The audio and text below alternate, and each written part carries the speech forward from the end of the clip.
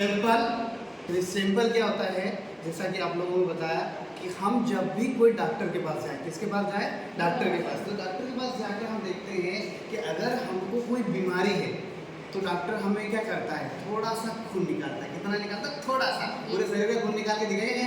नहीं। कितना निकालेगा? थोड़ा सा खून निकाल के देखता है, एक थोड़ा सा सैंपल लेके देखता है कि उस थोड़े से खून के आधार पर आपके संपूर्ण शरीर में क्या बीमारी है, ये ज्ञात कर लेता है। तो वो छोटी सी इकाई पूरे खून का क्या करती है? प्रतिनिधित्व करती है। उस छोटी इकाई को क्या कहा जाता है? निदर्शन, और अंग्रेजी में क्या बोला जाता है? Sample size. जैसे हम अपने घर में कोई चावल पकाते हैं, ठीक है ना, तो जब खिचड़ी पे पकाते हैं, चावल पकाते हैं, तो पूरी तपेली में से हम क्या करते हैं? एक चावल का दाना उठाकर चेक कर सकते हैं कि संपूर्ण चावल पका या नहीं पका। कि हम पूरे एक चावल को दबा देखेंगे, केवल एक चावल के आधार पर ये निष्कर्ष निकाल लेते हैं कि पूरी तपेली के चावल पक चुके हैं। ऐसा ही अगर मैं आपसे पूछूं कि कल शाम को धर्मपुरी में पानी गिरा या नहीं गिरा, हम एक ने कहा कि पानी नहीं गिरा, दूसरे ने कहा पानी नहीं गिरा, तो संपूर्ण क्या हो गया कि पानी नहीं गिरा। अगर किसी एक दो ने कहा कि पानी गिरा तो मतलब सभी साइड में क्या हो जाएगा कि पानी गिरा। तो हम एक दो या मतलब कुछ इकाइयों को ले लें, कुछ इकाइयों को ले ले, यानी सिंपल या न्यायदर्श वह इकाई होती है जो समग्र का प्रतिनिधित्व करती है, उसको हम क्या बोलते हैं? निदर्शन या सैंपल साइज। अब सैंपल साइज निकालने की तरीके या उसकी विधियां दो प्रकार की होती है। एक होता है प्रोबेबिलिटी सैंपल और नॉन प्रोबेबिलिटी सैंपल, यानी हम कह सकते हैं कि प्रायिकता निदर्शन, और दूसरा होता है गैर प्रायिकता निदर्शन। प्रायिकता निदर्शन के अंतर्गत आता है पूरा का पूरा उधर घुमा लिया है, ठीक है ना। प्रायिकता निदर्शन के अंतर्गत हम ये चीज करते हैं, ये प्रायिकता निदर्शन उस परिस्थिति में आता है जिसमें समग्र की प्रत्येक इकाई को सम्मिलित किया जाए। मतलब जितनी इकाई होगी ना, उन सभी इकाइयों को, जैसे हमने लाडली बहना योजना का उदाहरण दिया, यानी जितनी महिलाएं हैं उन सभी को सम्मिलित होने की पूरी संभावना रहती है। ऐसे निदर्शन को हम क्या कहते हैं? प्रायिकता निदर्शन। और जिसमें समस्त इकाइयों का सम्मिलित नहीं किया जाए या समस्त इकाई सम्मिलित ना हो पाए, ऐसी इकाई वाले इसको हम क्या कहते हैं? गैर प्रायिकता निदर्शन या नॉन प्रोबेबिलिटी सैंपलिंग। प्रायिकता निदर्शन के अंतर्गत आता है देव निदर्शन। देव निदर्शन नाम से ज्ञात है कि ऐसी विधि जो भगवान भरोसे होती है, ठीक है ना, यानी ऐसी विधि जिसमें सभी की सभी इकाइयों को इसमें सैंपलिंग साइट में क्या अंदर आने की पूरी संभावना रहती है, उसे क्या कहते हैं? देव निदर्शन विधि। देव निदर्शन विधि किस किस रूप में अपनाई जा सकती है? तो हम कह सकते हैं कि सबसे पहली विधि इसमें होती है लॉटरी विधि।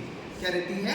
लॉटरी विधि। मतलब एक इस प्रकार से हमने बहुत जगहों पे देखा होगा ना कि लॉटरी सिस्टम होता है, बहुत सारे मतलब जो टिकट विकेट बांट दिए जाते हैं, एक जगह रख दिए जाते हैं और एक बच्चे के माध्यम से उसको निकाल के, तो इस प्रकार से लॉटरी विधि के माध्यम से विधि के माध्यम से सैंपल को कलेक्ट किया जा सकता है। इसके अलावा होता है कि आंखें बंद करके, ठीक है ना, जैसे मान लो हमने किसी ऐसे व्यक्ति को ले लिया, हमने बहुत सारे सैंपल जितने कलेक्ट करना, मान लो 100 सैंपल कलेक्ट करना है, 100 चिट्ठियाँ बना ली, एक डब्बे में डाल दिया और आंखें बंद कर करके मतलब एक चिट्ठी उठाते गए और 1000 मान लो है और उसमें से हमने 100 निकाल लिया, तो वो हमारा क्या कहलाएगा? सैंपल साइज हो सकता है। इसके अलावा जैसे पदों को एक विभिन्न प्रकार की सजावट कर दे, अलग अलग सजावट कर दिया जाए, है ना, और उनमें से चुन लिया जाए, तो वहाँ से भी हम सैंपल साइज कलेक्ट कर सकते हैं। या एक बड़ा ढोल बना दिया जाए और उसमें सारे मतलब कई गुल्लक बना के, टुकड़े बना के, चिट्टियाँ बना के डाल दिया जाए और उसको पूरा घुमा दिया जाए। आप लोगों ने कहीं देखे होंगे ना, कहीं लाइट से कुछ निकालते हैं तो सर पूरा डाल दिया, जैसे सारी चिट्टियाँ डाल दी और उसको घुमा दिया गया और फिर एक निकाला, फिर घुमाया, फिर एक चिट्ठी निकाली, तो जो निकलता जा रहा है वो क्या कहलाएगा? Sample size. यानी इस विधि के अंतर्गत हम क्या कर सकते हैं कि जितनी भी इकाइयाँ हैं उनकी सभी की सभी इकाइयों का यहाँ सम्मिलित होने का पूरा चांस रहता है।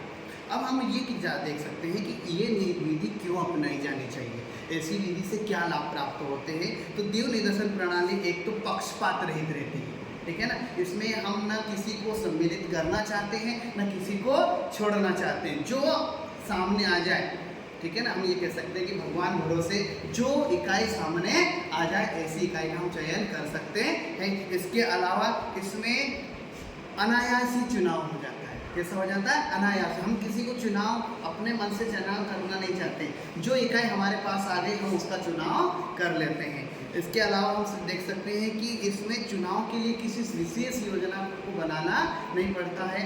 जो भी हम हमारे सामने जो इकाई आ जाती है उस इकाई को हम हमारे सामने रख लेते हैं। यह एक तो सबसे अच्छी बात होती है, मिड वे होती है, इकोनॉमी होती है। कम से कम खर्च में इस विधि के माध्यम से क्या किया जा सकता है, हमारा अनुसंधान कार्य संपूर्ण किया जा सकता है। और इस विधि की सबसे बड़ी विशेषता होती है कि समग्र की सभी इकाइयों को इसमें सम्मिलित करने का पूरा चांस रहता है।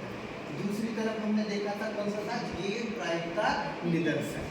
गैर प्रायिकता निदर्शन में यानी ये एक ऐसा है कि हमको लगता है कि हम किस क्षेत्र में अनुसंधान करना चाहते हैं। हम जिस क्षेत्र में अनुसंधान करना चाहते हैं उस क्षेत्र विशेष में हमको कौन सी इकाइयाँ सरल रूप से उपलब्ध हो जाएगी।